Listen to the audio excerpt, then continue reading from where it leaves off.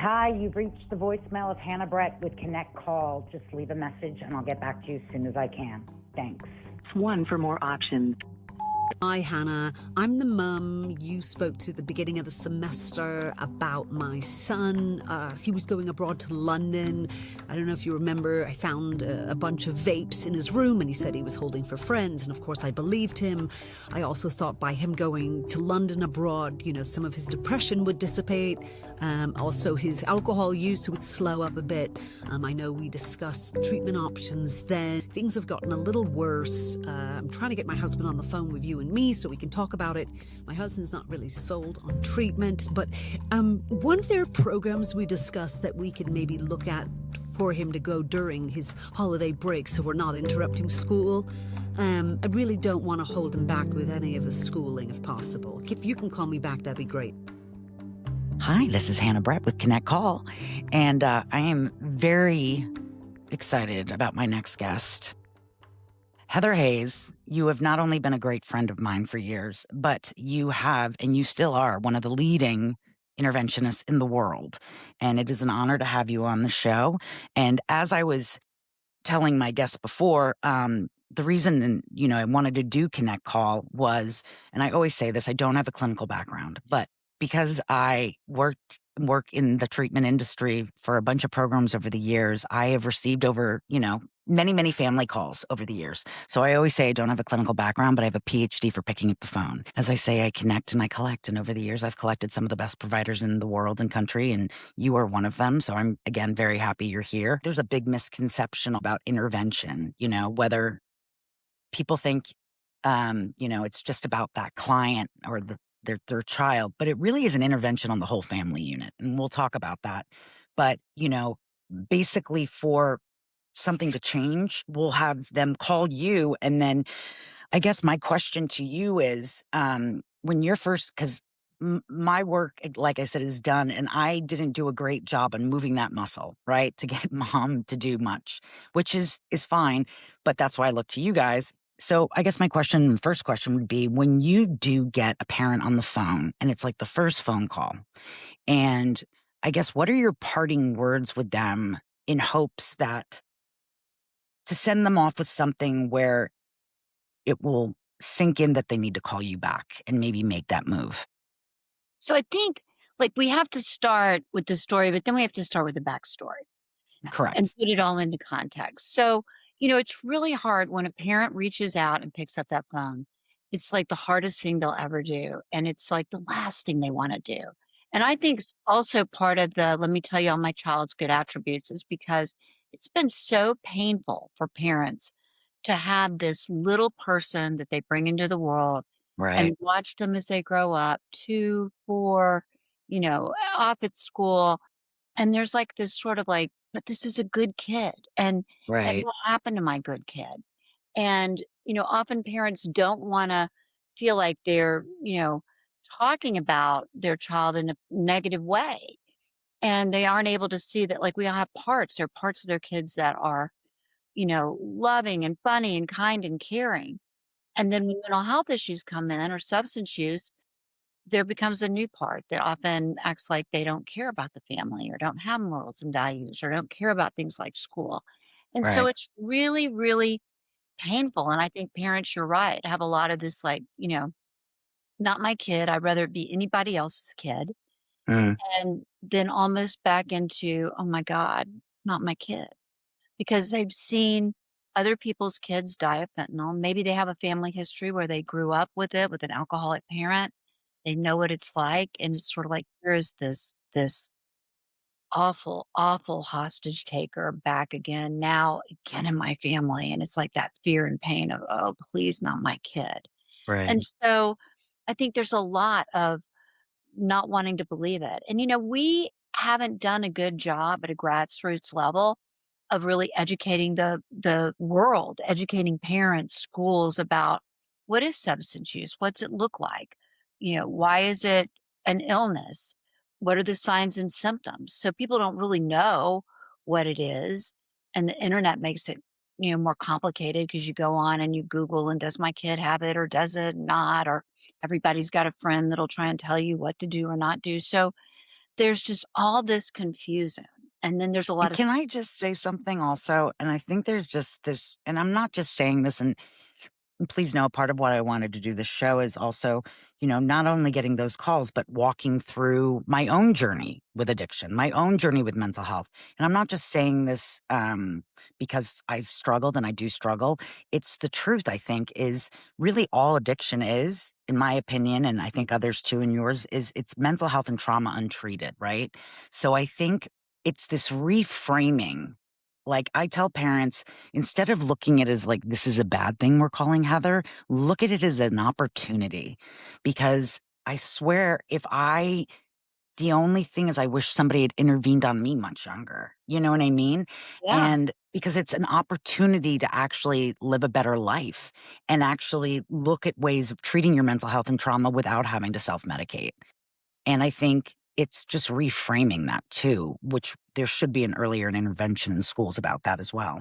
right. Well, and I think when families call, when parents call and they're nervous and scared, whether they're calling you, calling me, there are a few things they want. They want information. Right. They want to have an understanding. Often they just want someone to listen because they aren't able, because of shame, because of stigma, they Right. haven't been able to talk to their friends about it, or, they're very selective in who they can share it with. And so with that, they then want understanding, information. And I think that's the place where we come in and help with some of those myths. Like I always say, I hate the word intervention, which I do, because it Mhm. sounds like we're going to hog tie somebody and drag them off, I know. I know. I know. or that it's going to be an ambush, and it isn't and doesn't have to Right. be. There are a lot of different Right. ways to do it. And so helping them understand that, but then also, most importantly, being that piece of hope. And, it's hard because this is an illness where, if you think you've got a thyroid issue or you think you've got Right. on your arm, we go to a doctor and let the experts tell us. But we don't Right. have that as much. I mean, we have that with mental health, but it's not a go to with mental health. And so there's a lot of, again, because it's a brain disorder and we're looking at behavior, it gets difficult. So parents do a lot of like, well, maybe this is normal teenage stuff. I did it when I was a kid. Right. Or Right. maybe it's because they got bullied and maybe they did get bullied and it's a painful thing. Or maybe, so there's also a lot of not understanding and not understanding where to go, and that the first step doesn't have to be go straight to treatment. That the first step, Right. educating yourself, having conversations with your loved one, and really going from there and having more of an understanding of what the options are and what it looks like. And I often find that when I'm referring a family to you guys, which I love, is it's not an immediate treatment placement situation. A lot of the reason why I'm sending uh, to Heather Hayes and Associates is definitely because I know you guys and your team are going to clinically like wrap yourselves around the family and take your time with the family, and I explained that to the family. I said, I'm referring you to Heather because it's not that you've done anything wrong or that exactly we're not going to do a snatch and grab in the middle of the night with your son. It's more about teaching you guys how to do this messaging. You know what I mean? And how to love differently.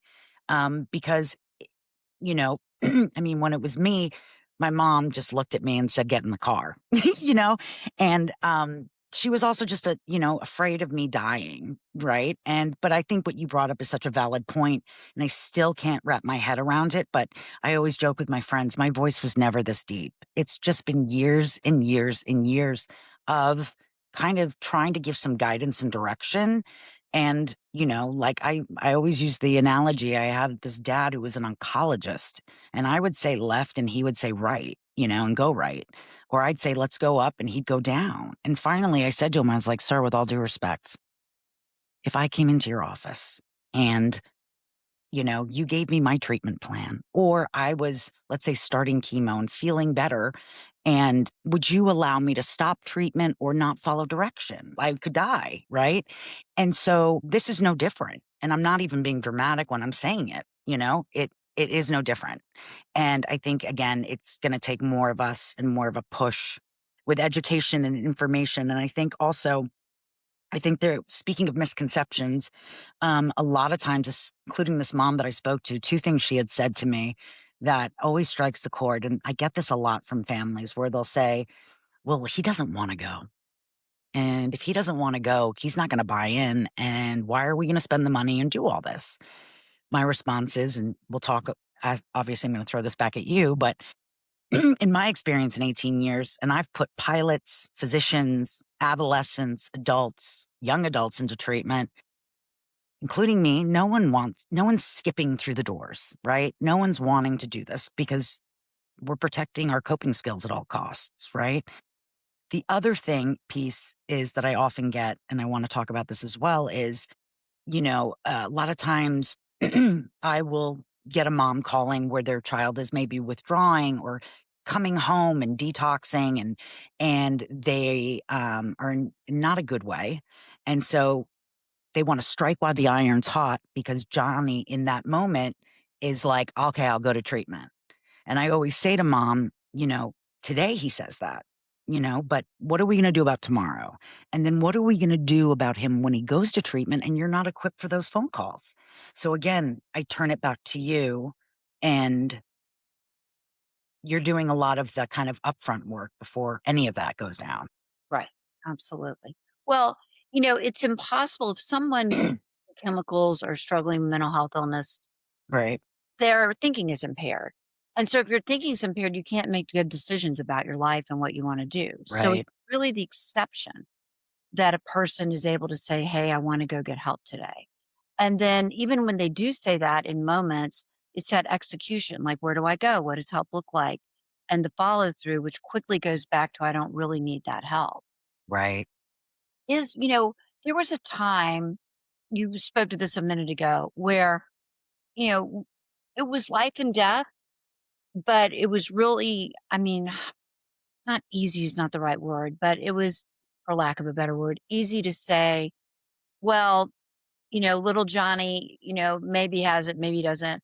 What happened is with the fentanyl epidemic is like, it is life and death. And if people wondered or said, it's not in my school, it's not in my community, it's not in my place of worship, that made it undeniable. I mean, that held up a mirror to a society that said, not in our homes, not here, and said, oh, here it is, in ways that Right. were painfully irreversible. And so it is, but we do know more about that. But it's still difficult for parents because we do have that myth that a person has to want treatment for it to work. And one of the reasons I love doing interventions is because I believe that people have to have some kind of pressure, either from their families, from their schools, from the legal system, from their jobs, to go get help. If you don't have pressure, then nothing's wrong, and why would you stop? Right. In that moment when people go, and I mean, almost everybody I know goes saying, I don't want to go. You'll see, I don't have a problem. Right. If you can get someone to a place where they can begin to stabilize, get the drugs out of their brain, get whatever it is, the traumatic trigger, help with the depression, get some coping skills, then 2 or 3 weeks in, a person Right. make a decision about their health and their health care, their mental health care. But you can't do it when you're impaired. And so it really No, is. I joke, like, I used to say to my mom when she's like, "You're going to treatment," I was like, "I really want the treatment center, that's in Malibu with the horses and this, that, and the other." And my mom's like, "This isn't vacation," you know? And you're right. We didn't let our kids kind of pick the school they were going to, I have to say. So why would this be any different? And I think just to quickly touch on, and I not hate to, and no shame to any parent today, but I think there is also a difference in parenting. Back in the day, my mom looked at me and, pardon my French, didn't give a shit what I wanted and Yeah, didn't care about my say in this. She was watching me die. And so she made it really easy with the leverage. She just cut up the credit cards, took away any kind of funding, and said, go to treatment. And when I wanted to walk, she said, walk. I'm not coming to get you. And I guess when that's what we now need so much more is the help from people like you to really protect and work with these families on how to do their messaging completely different, you know? right. Absolutely. Well, You and know? First, and they have to have that understanding too. All the research shows that a person doesn't have to want treatment or be in agreement for it to be successful. And that's an important, piece of information to help families understand, that very few want that. I didn't want it when I went to treatment. But a few weeks in, I thought, "Oh my god, I'm gonna die." Do you think parents say that about wanting so it's more comfortable for them? Maybe, but I also think that there are a lot of myths out there. There are a lot of people who say, "Well, it's not gonna work until you want it." Right. Which there's a place for that, but it's not till you get to a place where you can think about and understand deeply what it is that you are saying you do or don't want. Right. And even those clients I see in treatment who leave early or and I did it too, be able to manipulate your parents still. I mean, I think when I realized there was nowhere to go and there was no one coming to get me and there was no car, no apartment to go home to, it forces you to dig yourself out of this and to really like surrender, you know? And as tough as it is, it's that's what I see too is a lot of families like, well, they left and I'm like, well, did you give them a car? Did you open the door? And so that's why I think this work is so important. I do also want to touch on, and you can tell me if what you think and is as I was saying before, addiction really is just like mental health and trauma untreated. But we will go and deal with a lot of cases now today where it's strictly mental health. And then there are the cases where they are struggling and self medicating with substances and other things. And so, my question to you is, do you approach that family and intervention any differently? Um, it depends. Right. Every family is different. Of Every course. is different and individualized. If someone is in full-blown psychosis, either a drug-induced psychosis or there's no drugs there, but they're having a psychotic break, that is a different kind of intervention. You're not sitting around in a circle reading letters. You may try, but that often doesn't work, and you have to really may take several different visits with a person to get them to feel safe. It may be finding the one person that they trust the most. It may be looking at, again, if someone's unsafe, we may need to look at outside systems to help protect them in the moment so that we can help get them to a place where they can begin to think more clearly. With other, again, with other mental health issues, there are some that you can come in and do more of what you think of when you think about an intervention. I mean, when there's trauma involved, I never like to use the surprise method because trauma survivors don't like surprises. I mean, most of us don't anyway. Yeah, I don't like a Surprise has surprise either. been, a bomb went off or a hurricane devastated my hometown or I was molested at night. So surprise can be very triggering. And so there are ways that you have to come in and really be trauma responsive. And, again, see the person not coming in as like this person who has power over you and we're going to coerce you and, Right. force you to go because we're going to take everything away from you. I mean, that's re traumatizing someone.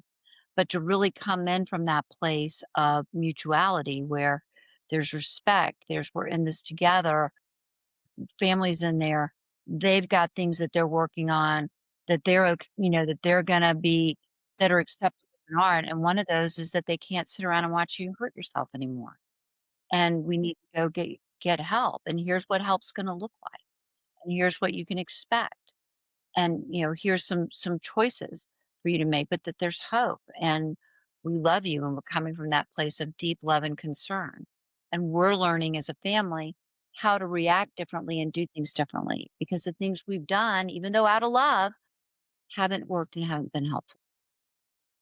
No, that's good. And that's something you touched on that I'm going to be really driving home on this podcast called Connect Call. Big reason why I want to do it is as many great helpers are out there. There's a lot of not so great helpers or wannabe helpers out there that aren't licensed, who Right. aren't trained, who, with all due respect, are Harry from the recovery meeting, who's now an interventionist.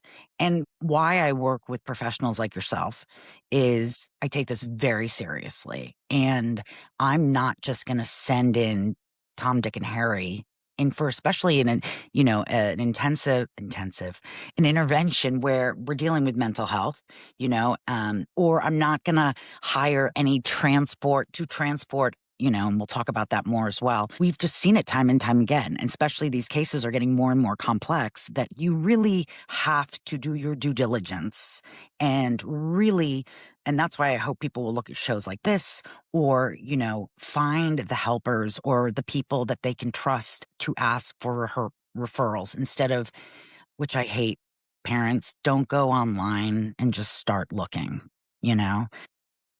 Try to find a trusted professional that you can ask for referrals because, again, there's a lot of interventionists out there, but there's very few like yourself that are really credentialed to do this work, and it can really go left and really badly.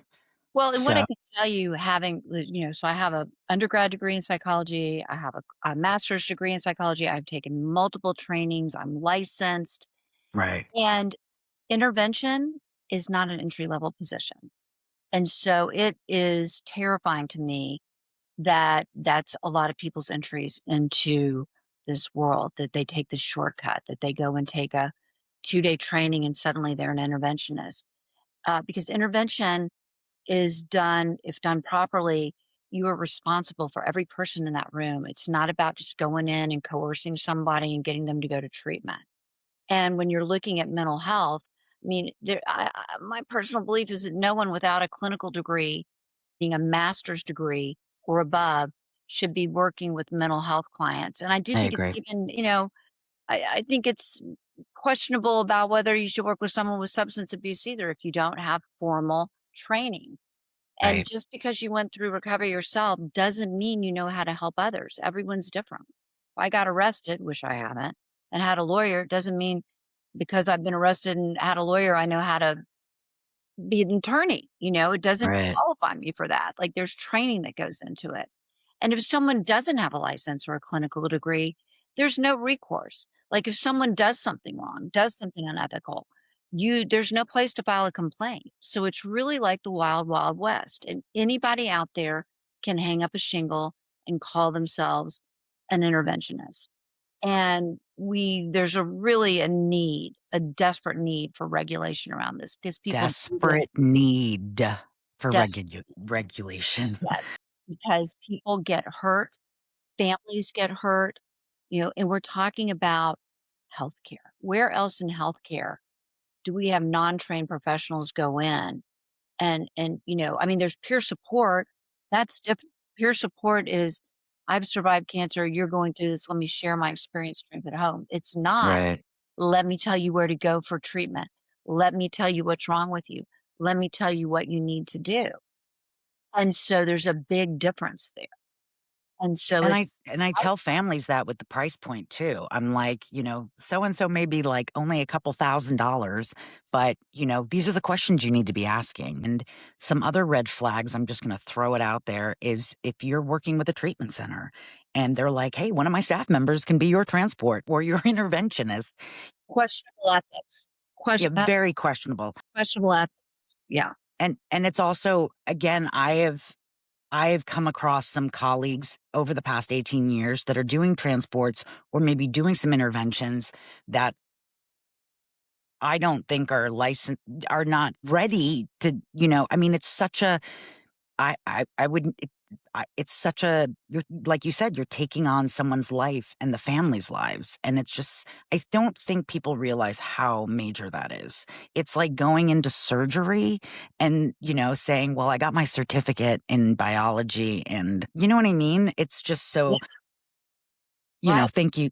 And I really just want to stress that, and I will stress this through this whole show, is really to give families really viable steps on how to find the good guys and the credible guys and the licensed people that can really be helpful. Um, I think it's a big red flag for me is when people put an alphabet soup after their name. You know, totally, so because there are all totally, kinds of certifications you can get. There are all kinds of places you can go for a 2-day certification, often online, which means, you sit, you listen, You maybe take a little test at the end and suddenly you've got a certification. And it does not qualify you. It maybe educated you, but there's no supervision. And so I'm always wary of people who like I put my clinical degree, my graduate degree, I put my license, and that's really about it. Sometimes I put CIP, which is certified intervention professional. But because the biggest thing I have is my LPC, licensed professional counselor, and my master's degree. So if someone has all this other, it's just confusing. It's not more is better.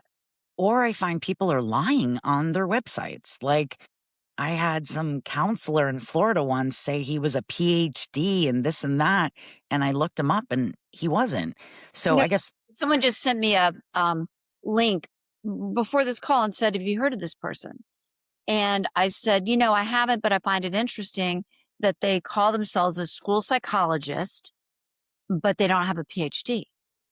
Right. So if you look at most states and you look at the American Psychological Association, you can't call yourself a psychologist if you don't have a PhD or a PsyD. Yeah, I've run into that. So again, those are a lot of, red flags. People calling themselves counselors or saying they have counseling services when they don't have a degree and they're not licensed as a counselor. You can't even put MSW after your name if you have a master's in social work and you're not licensed. Right. That is I guess against their ethical code. I guess to keep things simple for families, what are like just a couple go-to thoughts about how to weed out the good and the bad, and like what are some things for a family to look at? I mean, I know we said about the credentials and definitely but when families are doing their due diligence and asking these firms or individuals, some questions, can you think of a one or two that might like really be able to weed out, I guess, with Do you have graduate school training? right? Do you have licenses, state licenses? What is your background? Should they show the state licenses? Well, you can always, if someone says they have it, you can always look it up on the state website. There you go. And I think another great question is, do you have other family members that you've worked with that we can talk to? Yes, Do you have testimony. references? Yeah. Yes, I love Yes. testimony. There's no better Right. way of finding out. And I say this, and it Let seems me like talk to treatment centers you've worked with. what? Not let me talk to treatment centers you've worked with for a reference, but families that you've worked with. See, what's Right, important is that our clients are our families and that we don't right, miss that. And we make the best decisions we can for our families because we work for them. right, That's ethics, across the board in healthcare. right, If a doctor owns an ambulance company as well, and every one of his patients leaves his office in an ambulance, then do they need to go in an ambulance? Or did he want to make money from it for his ambulance company? Like, right, you've got a connection, particularly a financial connection to a treatment center, then again, the ethical dilemma, besides the fact that it's now illegal and goes against the anti-patient brokering laws in most states, is that, and federally, is that it I love you, Heather. clouds your ability to make a good decision for your family. If Right, I have three facilities I can send them to, and one of them, you know, pays me or gives me big gifts, am I really going to pick the right one, or I'm going to pick the one that pays right. the right gifts? Which My ex was a concierge at a really big hotel, and I would joke with her and say, like, how do people trust you? You're getting paid by the restaurants to speak on their names. And it's kind of this, it's not the same, but the way you need to look at it is like, especially when I was dealing with young adults and we were dealing with college kids, right? I'd always say to the mom and dad and the parents and the family, this is like a lot of money to go to school, right? So you did your due diligence, you right, did a tour, right, you looked the ins and outs of that because this is a big check you're about to write. right, And so I'm asking you to do that kind of same thing with treatment. And so a lot of times I watch, and I'll also stress this, and I'm sure you will too, never do your due diligence, or hopefully don't do it in crisis, because then there's this urgency to get this figured out in a day. And a lot of times rarely see that work out for Yeah, everybody. right. And, the other thing is that, like, reviews, like, how do you do that due diligence? How do you know what questions to ask? Like, reviews can be very confusing. And I know the Federal Trade Commission has been doing a lot of work with healthcare to look at that. Like, you can buy positive reviews for yourself, you can buy negative reviews for other people. So it's not just Can you? treatment. Yes, it's not just treatment. It's, medical care. Who's the best surgeon? Who's the best veterinarian? And so if you're dependent on all those reviews, I mean, often they're faulty, false reviews. So the Federal Trade Commission is really trying to look at how they can put a stop to this. There's Or an incredible number, and I forgot what it was, but it's in the billions of money on healthcare that is spent in ways that it shouldn't have been because of those, reviews that are not genuine and authentic. wow. Yeah. I mean, I know when I worked for adolescent programs or young adult programs, I used to not laugh, but the bulk of the reviews were disgruntled clients while they were in Or treatment. employees, former employees, there's that. Yeah, and, like, whenever I got a parent, they're like, "Your reviews aren't great." I go, "Well, I'm telling you right now, it's typically the client, leaving the review, and the best thing is," and we used to offer the same thing. Let's talk to some families who we've had great outcomes with, okay? And we would try to connect again a family from the same area of the country or whatever, and that is the best, Right, best way to really right. hear from that you're doing the good work. Well, and often we'll even connect them with families where their loved one didn't go to treatment right away. So Right, also right. talk about how were they supported? How did it eventually happen? What did we as a team do to help them navigate a difficult intervention and things that didn't go as planned, but then ended up with a better ending than than we started with. It's good too. Yeah, And, I guess I always also, I understand a lot of the calls I get, people may not have the resources, right? And they may not have the resources to maybe hire an interventionist like right, yourself. And so I guess I always try to and want to be able to give steps and tools to those families that financially or maybe cannot do this, but really want to get their loved one into treatment. And so I guess my next and last question really is, two parts. One, we always hear families need to do their work and, for this to kind of work.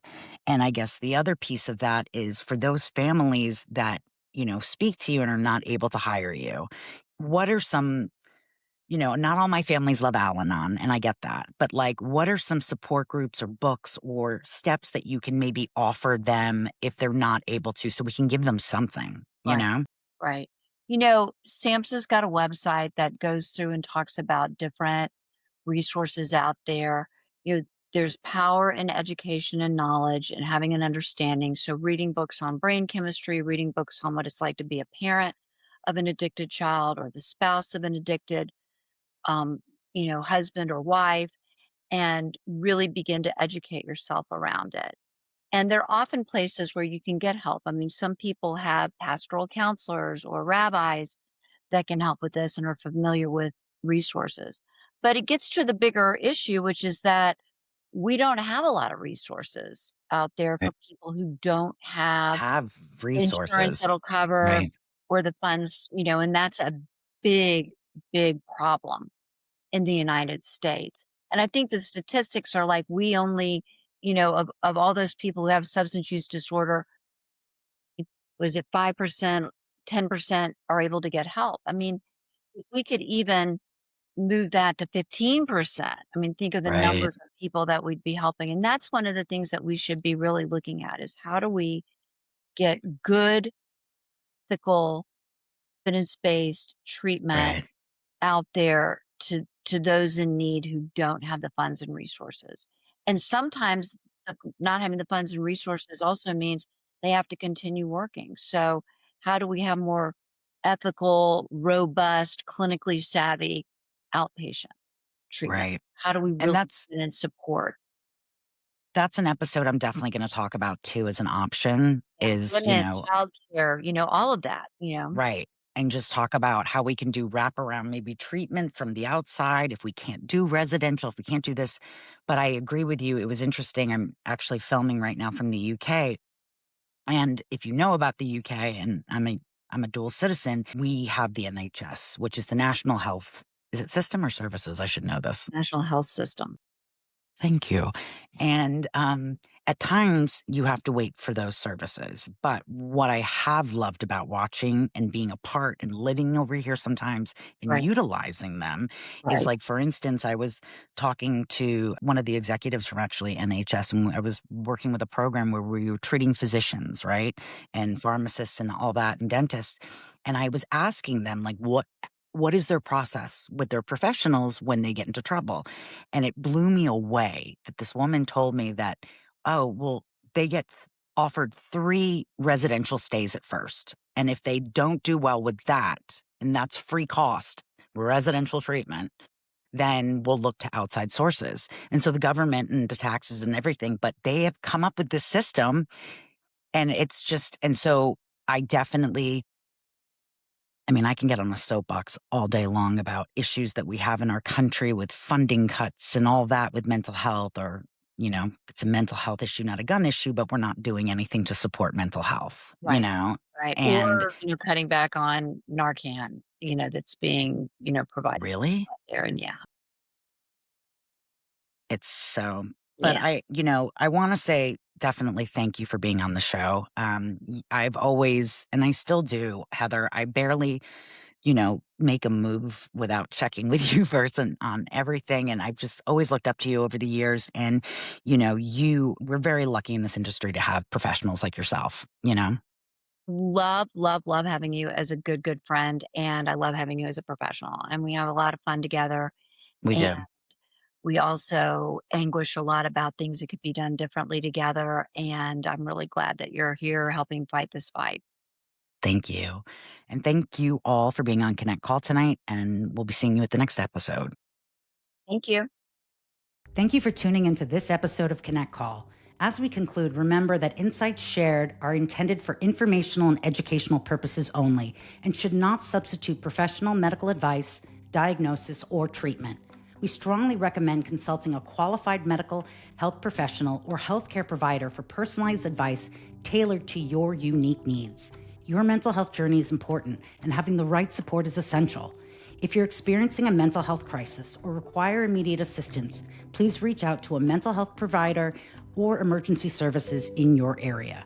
We're grateful to have you as part of our community, and your well-being remains our priority. So follow us on social media to stay connected, and be sure to catch one of our episodes on our YouTube channel. We're here to support you every step of the way.